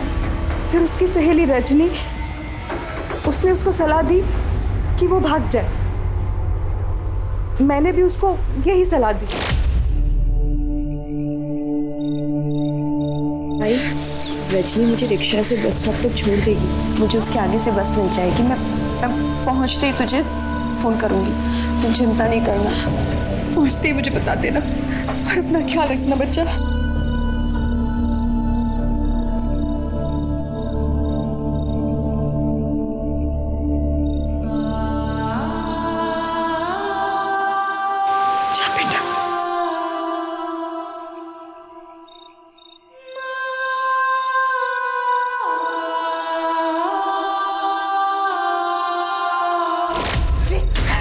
मुझे लगता था खाली उसी तरफदारी कर रही है तू, मुझे ये नहीं पता था कि तू उसको भागने में मदद करेगी। तो कब फिर लगा साथ उससे अंदर कर दूंगा। चुपचाप खड़े रहो। हाँ फिर वो रजनी की काकी है कोई आरती साड़वे, उसके पार्लर में काम करने लग गई। वहाँ से बराबर मुझे पैसा भेजती थी। फिर 1 महीने बाद उसने वो नौकरी छोड़ दी। फिर किसी कदम मैडम के यहाँ नौकरी कर रही थी। वहाँ थी तब भी पैसा भेजती थी वो मुझे। आखिरी बार कब बात हुई आपकी मनीषा से? यही 10 दिन पहले। बहुत खुश थी उस दिन। फिर दोबारा फ़ोन ही नहीं किया उसने। आपको पता है वो कहाँ है, कैसी है? दरअसल मैडम हमें लगता है कि मनीषा का मर्डर हो गया। ये फोटो देखिए, ये टैटू बॉडी के हाथ पे बना था। क्या आप पहचानते हैं इस टैटू को? भेज और शेर भेज उसको। मार दिया ना उसको। अब खुश है तू? अरे यहाँ रहती, शादी करती तो जिंदा तो रहती कम से कम। अरे मार दिया रे, मेरे बच्चे को मार दिया रे।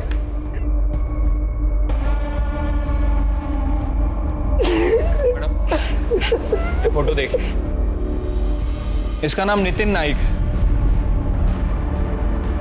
क्या आप लोग पहचानते हैं इसे? नहीं, कभी देखा नहीं इसे। क्या मनीषा इसे पहचानती थी? मनीषा के मुंह से भी नहीं सुना कभी। कुएं में मिली अनजान लड़की की लाश की पहचान मनीषा तांबे के नाम से हुई। क्या मनीषा के मर्डर के पीछे उसके मंगेतर सुदेश आगरकर या फिर उसके आक्रामक स्वभाव के पिता गणेश तांबे का हाथ था? क्या इन दोनों को मनीषा और नितिन के बारे में पता चल गया था, इसलिए इन दोनों को एक ही जगह पर मार दिया गया? सर, रजनी मेरी भतीजी है। मनीषा को 3 महीने पहले ही उसने मेरे पास भेजा था। मनीषा के बारे में कुछ बता सकती हैं आप? मतलब कोई बॉयफ्रेंड था उसका या कोई अदर इंफॉर्मेशन? सर, उसके बारे में मुझे कुछ ज़्यादा तो नहीं पता है। वो बहुत ही मेहनती लड़की थी और बहुत ही ईमानदारी से अपना काम करती थी, लेकिन 1 महीने बाद ही उसने बिना बताए काम छोड़ दिया। सर, एक बात और, वो देखने में बहुत परेशान लग रही थी, लेकिन कभी उसने परेशानी की वजह नहीं बताई। अब आपके पास तो इतना स्टाफ है, तो किसी के साथ तो उसकी अच्छी दोस्ती हुई होगी जिसको उसने अपने प्रॉब्लम के बारे में बताया होगा। हाँ सर, एक लड़की है छाया राणे, वो उसी के साथ पीजी में रहती थी, शायद उसे कुछ पता हो। सर, मनीषा को घर में पीछे रख के मैंने बहुत बड़ी गलती की। ठीक है सर, एहसान और दोस्ती के बदले में उसने हमारे साथ जो कुछ भी किया उसे माफ नहीं किया जा सकता। अच्छा, उससे रेंट नहीं लेते थे तुम लोग? सर, रेंट तो देती थी, पर रेंट में हमारे पैसे हमें वापस करती थी। कभी बहू के पर्स से, कभी मेरे पर्स से। घर में कभी ना कभी पैसे तो गायब होते ही थे। हमें लगता था कि हमसे कहीं खर्च हुआ है, पर एक दिन जब मैं जॉब से वापस आई तो मैंने देखा कि अब वो अलमारी से पैसे चुरा रही थी। सर, रंगे हाथ पकड़ा मैंने उसे, पर एक भी बार माफ़ी नहीं मांगी उसने। निकाल दिया फिर मैंने उसे घर से।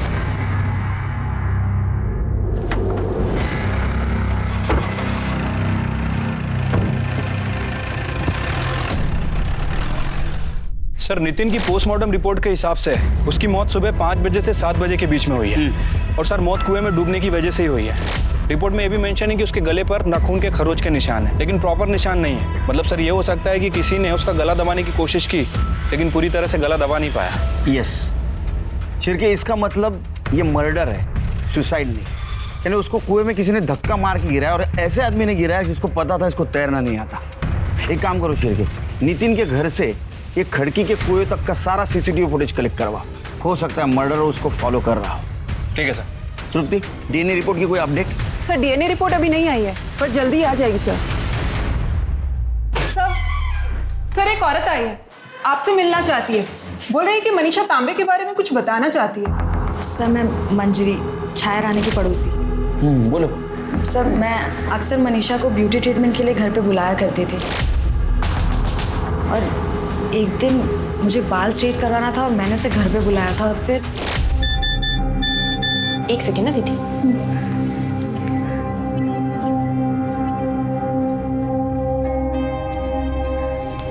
बड़ा शर्मा रही हो, क्या बात है, बताओ।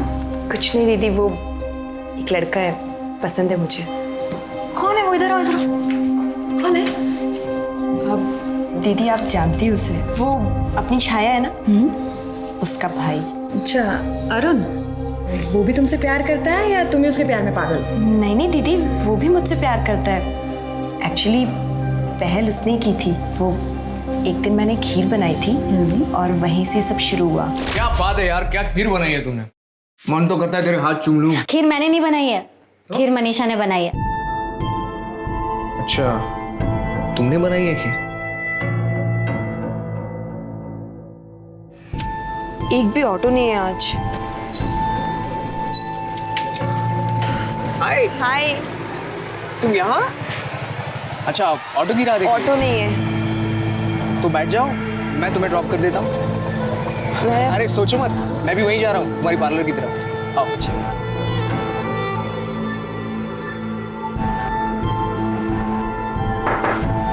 हाय। हाय। दरअसल मुझे तुमसे एक जरूरी बात करनी है। आओ बैठो। नहीं, यहाँ नहीं, हम कहीं और चलकर बात कर सकते हैं। चल। आई लव यू मनीषा, क्या तुम मुझसे शादी करोगी?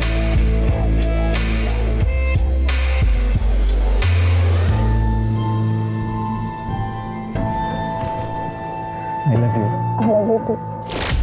तो बात आई लव यू तक पहुंच चुकी है, आगे भी कुछ हुआ है? दीदी, बात आगे बढ़ चुकी है।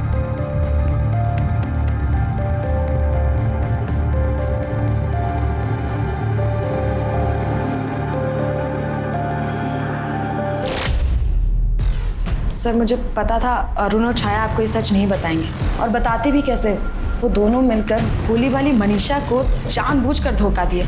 मतलब? सर, एक पैसे वाली लड़की के साथ अरुण की ऑलरेडी सगाई हो चुकी थी और मनीषा को इस बारे में कुछ नहीं पता, तो मैंने उसे सब कुछ बता दिया। वो बहुत दुखी हुई और उसने अरुण और छाया से इस बारे में बात की। कितना बड़ा धोखा दिया तुमने मुझे अरुण, वो भी किस लिए? सिर्फ मेरे साथ। छी, शर्म नहीं आई तुम्हें? क्यों नहीं बताया तुमने मुझे कि तुम्हारी एंगेजमेंट हो चुकी है? बताओ, क्यों नहीं बोला तुमने मुझे? बोलो।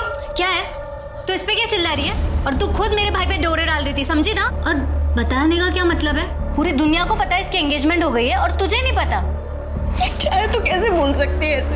तुझे लगता है अगर मुझे पता होता मैं इसके आसपास भी भटकती? जा रे तू, बकवास कर रही है। अगर लड़की सामने से इशारा कर रही है तो दुनिया का कौन सा आदमी मना करेगा? हाँ, तुम दोनों ने मिलकर धोखा दिया है मुझे। तुम दोनों ने। हाँ, दिया धोखा। क्या कर लेगी? बोलना, क्या कर लेगी? इस धोखे ने मनीषा को बुरी तरीके से तोड़ दिया था, पर उसके बावजूद वो अपने बारे में नहीं सोच रही थी। वो अरुण की मंगेतर के बारे में सोच रही थी और उसने उससे जाके सब कुछ बता दिया। वो सब जानकर उसकी मंगेतर ने सगाई तोड़ दी और इस बात पे अरुण को बहुत गुस्सा आया था। निकल बाहर। दफा हो जाए यहाँ से।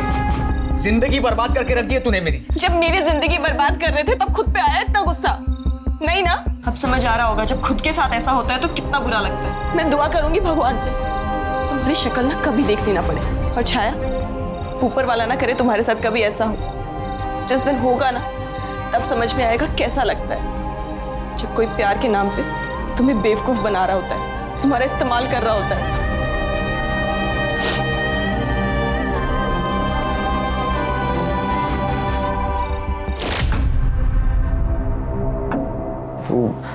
मनीषा के तो मैं बस मजे लेना चाहता था। करते वक्त शर्म नहीं आई? बोलने में शर्म आ रही है? सच बताओ, तुमने टारगेट किया ना मनीषा को? और वो चोरी का इल्जाम? वो सर, हमने झूठ बोला था। वो ये मनीषा से बोर हो गया था और सर उसे डर भी लग रहा था कि कहीं इसके मंगेतर को इसके अफेयर के बारे में ना पता चले, तो मनीषा से पीछा छुड़ाने के लिए मैंने मदद की थी और कुछ नहीं किया सर मैंने। पीछा छुड़वाने के लिए मदद की थी या मारने के लिए? सर, ये क्या बात कर रहे हो आप? हम थोड़ी मर्डर करेंगे। उसके मंगेतर के साथ उसका झगड़ा हुआ था। ए, बहुत हो गया तेरा नाटक। अभी मेरे को कुछ नहीं सुनना है। तो अभी के अभी मेरे साथ घर चल, हम कल ही शादी कर लेंगे। चल। अरे छोड़ो मुझे, नहीं करनी है मुझे शादी तेरे से। सुना तूने? हाँ सुना। तेरे बोलने से क्या होगा? साकर पूरा हुआ है हमारा, और तेरे बाप ने ना मुझसे 5 लाख रुपए लिए, ध्यान में रखना। साकर पूरा हुआ है ना हमारा? साकर पूरा हुआ है ना? ये साकर पूरा टूटला, और जो पैसे तूने बाबा को दिए हैं वो जाके उन्हीं से ले। ए, नल्ला समझती है मुझको? अगर मुझसे शादी नहीं करेगी ना तो मार डालूंगा मैं तुझे। चल निकल अब यहाँ से। हो गया द एंड। तेरी मंगनी टूटी थी ना, उसके वजह से तू गुस्सा था, इसलिए तूने बदला लिया और तूने मनीषा को मार दिया। नहीं सर, मैं कसम खा के कहता हूँ मैंने उसे नहीं मारा। मैं तो ये तक नहीं जानता था कि वो कहाँ चली गई, लेकिन जितना गुस्सा मैं उससे था उससे कहीं ज्यादा नफरत उसका बाप उससे करता था। उसका बाप? तेरे को कैसे पता है उसका बाप उससे नफरत करता था? सर मैंने अपनी आंखों से देखा। बाप हो तुम्हारा, जो मैं कहूंगा ना वही तुम करोगी, समझी? बस हो गया तुम्हारा ये नाटक। अपने पैरों पे खड़ा होना है, अपने पैरों पे खड़ा होना है। हाँ, ये ऐसे कपड़े पहन के खड़ी रहोगी अपने पैरों पे? तो अभी क्या भी घर चल। वो सुदेश रोज आकर बैठता है, क्या जवाब दूंगा उसको? पापा, वो सुदेश अब भी क्यों घर पे आता है? उसने बताया नहीं आपको, मैंने उसके साथ सगाई तोड़ दी है और जो पैसे आपने लिए वो तो आपको वापस करने पड़ेंगे ना। क्या बोली तू? सगाई तोड़ दी तूने? अभी क्या भी घर चल, मार दूंगा तेरे को मैं। मारना है तो मार दो, मर जाऊंगी इस नरक में, वापस नहीं जाऊंगी। आपने और सुदेश ने अगर मेरे साथ जबरदस्ती की ना तो मैं पुलिस स्टेशन जाके आप दोनों को अंदर करवा दूंगी। आपको जेल भेजेगी? आपको जेल भेजेगी? पापा छोड़ो, नहीं जाऊंगी, नहीं जाऊंगी। मनीषा, तुझे कहानी बता रहा है ना, ये सच है या झूठ हम पता करके रहेंगे, समझा? चिरके सर, इसका डीएनए मनीषा के फिटनेस से मैच करवा। शहर छोड़ के जाने का नहीं जब तक केस चल रहा है। हाँ?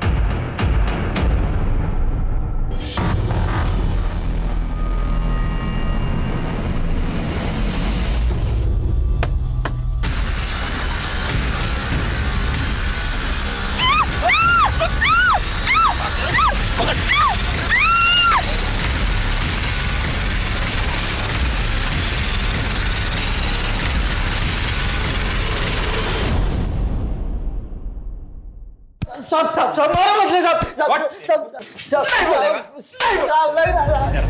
मैंने कुछ नहीं किया मेरी बात साहब। अभी तो 4,999 रुपए का फटके खाए तूने। 4,95,001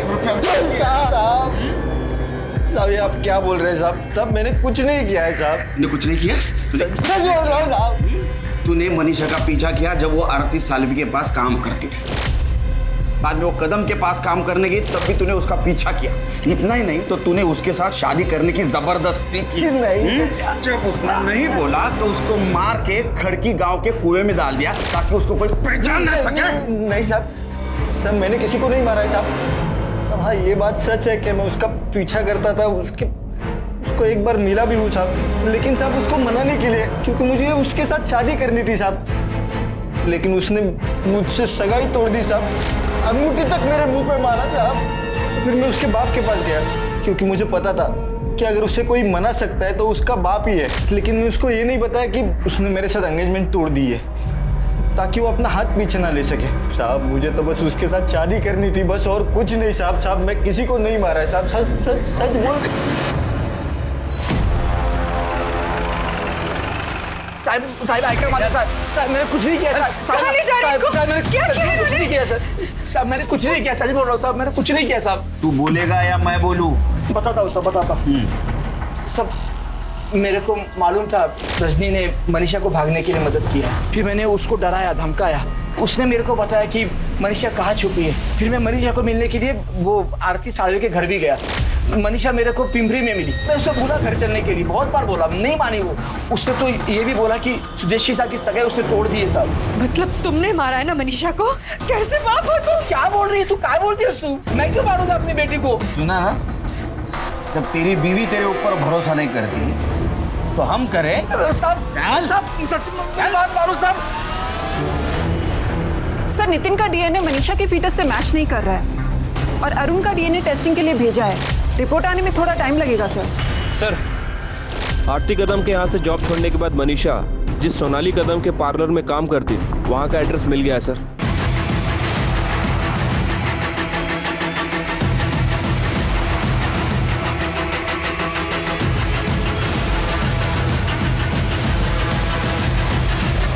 देखिए ब्लश कर रहे हैं ना। सोनाली जी। जी सर। आपके घर गए थे तो पता चला कि आप यहाँ हो, इसलिए यहाँ आना पड़ा। मनीषा के बारे में बात करनी थी आपसे। मनीषा? सर मनीषा बहुत मेहनती और ईमानदार लड़की थी। अभी 2 महीने पहले ही हम लोगों ने साथ में काम शुरू किया था और हम यहाँ पास में ही रहते हैं as a paying guest. Manisha को आप आखिरी बार कब मिली? करीब 1 हफ्ता पहले, जब वो बोल के गई थी कि वो गांव जा रही है और बहुत जल्दी वापस आ जाएगी। मनीषा का कोई बॉयफ्रेंड था? मैम, मनीषा बहुत फ्रेंडली लड़की थी और उसके बहुत सारे दोस्त थे जिनमें लड़के भी थे। अब उसका कोई बॉयफ्रेंड था या नहीं था मुझे नहीं पता। ये फोटो बघा, इसका नाम नितिन है, पुणे का रहने वाला है। क्या मनीषा ने कभी इसके बारे में जिक्र किया था? नहीं सर, अब नितिन नाम की किसी भी लड़की का उसने जिक्र नहीं किया था। लेकिन हाँ सर, एक बात है, जब भी वो परेशान होती थी तो किसी को फ़ोन या मैसेज करती थी। ओ मैडम, हेलो, पाटिल मैडम का आज अपॉइंटमेंट है, तू गई नहीं? हाँ दीदी, वो एक्चुअली तू फ़ोन क्यों छुपा रही है? क्या है? कुछ भी नहीं। तू किससे चैटिंग कर रही थी? तू फ़ोन दीदी है ना, कोई स्पेशल है? मैंने उसे कई बार पूछा उसका नाम, पर उसने नाम नहीं बताया। बस इतना कहा कि कोई है जिसकी वो बहुत रिस्पेक्ट करती है। और कोई बात जो आप हमें बताना भूल गई? पर हाँ सर, उसके पास फ़ोन नहीं था तो मैंने उसे अपना फ़ोन और सिम कार्ड दिया था जो काफ़ी टाइम से बंद था, तो वो नंबर वही यूज़ कर रही थी। नंबर बताइए। सर, ये नंबर है। तृप्ति, चेक करके देखो। सर, ये वो नंबर नहीं है जो सुदेश ने हमें दिया था। मनीषा ने अपना फोन नंबर क्यों बदला? उसने अपने मोबाइल नंबर की बजाय सोनाली के सिम कार्ड का इस्तेमाल करना क्यों शुरू किया? पुलिस ने मनीषा के दोनों फोन्स के कॉल रिकॉर्ड्स निकलवाए, लेकिन मनीषा और नितिन के बीच में कोई कांटेक्ट नजर नहीं आया। हालांकि मनीषा के कॉल रिकॉर्ड्स में एक नया नाम सामने आया, विमल सेठी। हाँ सर, मैं जानता हूँ मनीषा तांबे को, दोस्त है मेरे। सिर्फ दोस्त या और कुछ? नहीं सर, आप जैसा सोच रहे हो वैसा कुछ भी नहीं है। मेरी अच्छी दोस्त है बस। ये अच्छी दोस्ती बनी कब से? एक्चुअली सर, मनीषा एक ब्यूटिशियन है। कुछ एक्स्ट्रा पैसे कमाने के लिए वो बाहर के काम भी लेती है, तो कभी कभार मेरी बहन का फेशियल करने के लिए वो घर आती है। तभी उससे पहचान हुई और मेरी अच्छी दोस्त भी बन गई। बहुत अच्छी लड़की है सर। पर बात क्या है सर, आप उसके बारे में क्यों पूछ रहे हैं? उसका मर्डर हुआ है। सर, मनीषा का मर्डर? उसे कोई क्यों मारेगा सर? किसी पे शक है तुम्हें? नहीं सर, बहुत भोली लड़की है वो, किसी के साथ कोई दुश्मनी भी नहीं थी।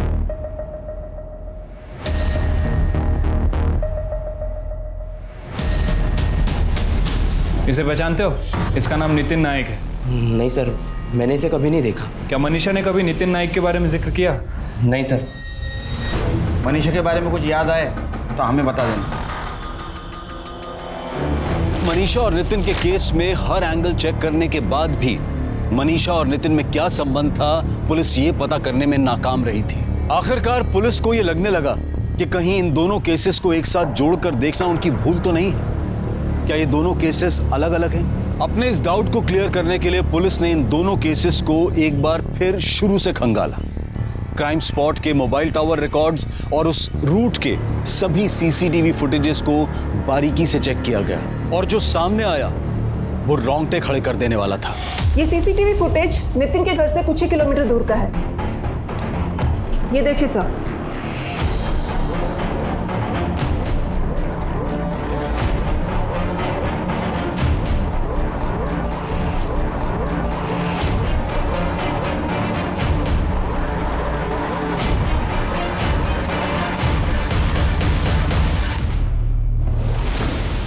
जा, मर जा। बाबा, तुझा बाबा बाबा बाबा, वो गलती हो गई मेरे से, प्लीज माफ कर दीजिए। तू 3 बार फेल हुआ बेटा। मैं लोन पे लोन ले रहा हूँ, दिन रात मैं ओवरटाइम कर रहा हूँ, मैं हिम्मत नहीं हार रहा हूँ। तू एक फेल क्या हो गया, जिंदगी से हार गया? नहीं बाबा, मैं प्रॉमिस करता हूँ आपको कि मैं खूब मेहनत करूंगा और मैं अच्छे नंबर से पास आऊंगा। आपकी कसम बाबा, आगे से ऐसा नहीं करूंगा। नहीं, तुझे मरना है ना, तू मर जा बाबा, लेकिन गलती होगी। माँ बाप के बारे में मत सोच तू बाबा, तू मर जा बाबा, मैं कसम खा रहा हूं, मर जा।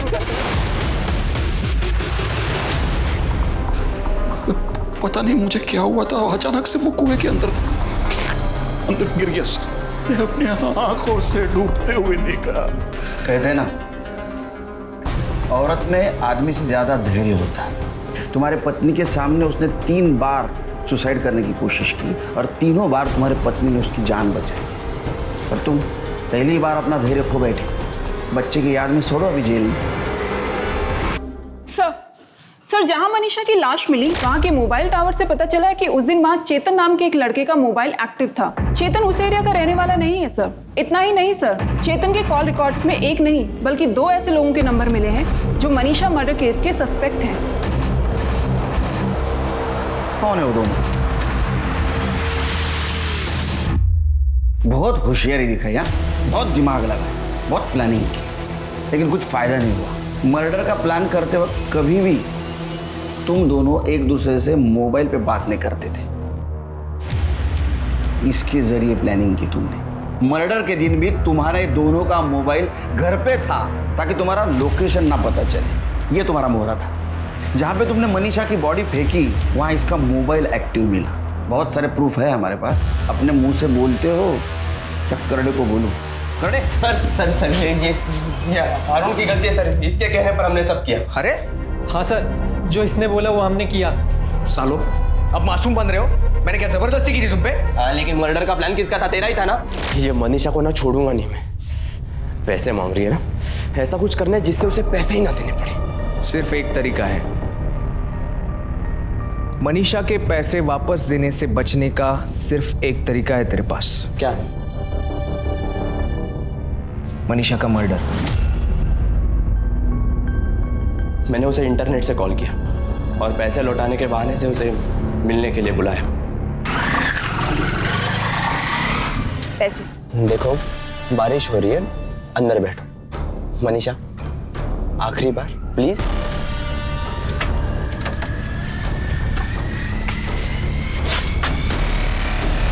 पैसे?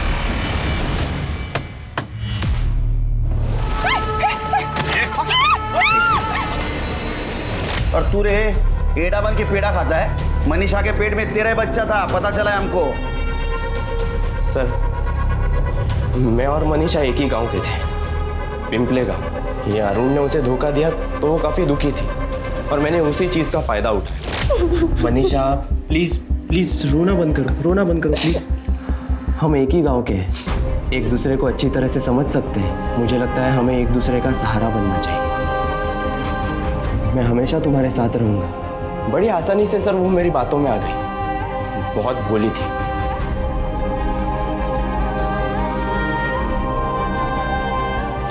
उसने खुद सामने से आकर मुझे गाड़ी खरीदने के लिए पैसों की मदद की। मैं जानता था सर वो पैसे कभी नहीं मांगेगी, पर एक दिन गड़बड़ हो गई। यार चेतन, ये मनीषा को पटाना कोई बड़ी बात नहीं है यार।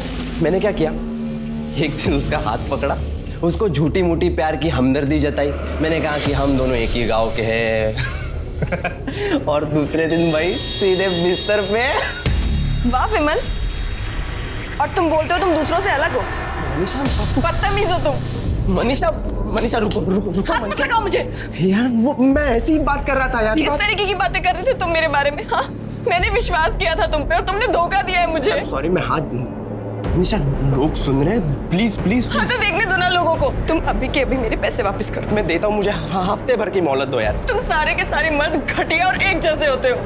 सारे सोसाइटी के सामने सर मेरा तमाशा करके रख दिया उसने। मैं मनीषा से बहुत नफरत करने लगा था सर।